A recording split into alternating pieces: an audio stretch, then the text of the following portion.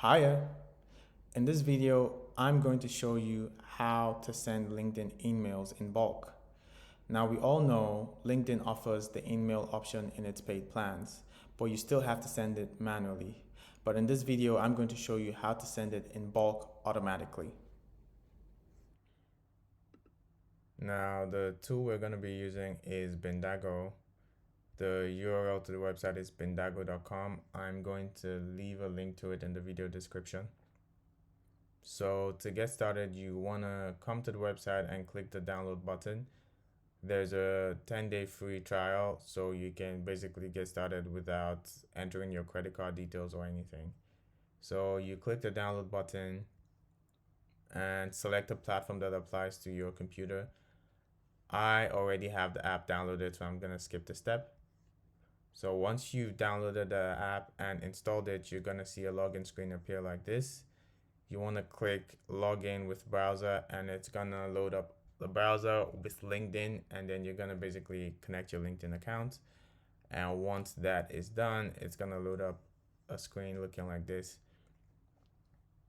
So basically, to move on to sending bulk emails, you want to come to the InMails menu up here, and then you want to compose your bulk email. So first of all, to send bulk email, you want to select your Sales Navigator lead list, which you might have already created. So this is going to load up your Sales Navigator lead list. So you want to select one of them, and then you want to enter the subject to your message. Say, are you recruiting? And then you can proceed to type your message. Hello. Insert variables like first name. I'm just going to type a really short message. I am writing to inquire about your company's recruitment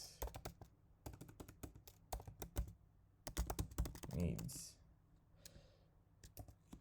Obviously, it can be a longer message than this.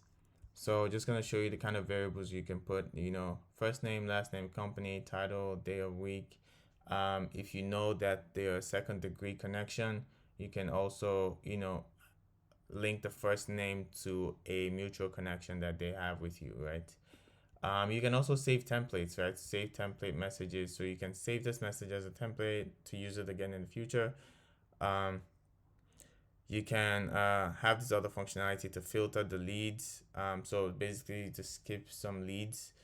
And then you can just basically go ahead to start your email. And then it's going to send to each of the entries on the list. And you can pause it. You can terminate it anytime you want. When you pause it, you can edit the message. And that's how you automate your email.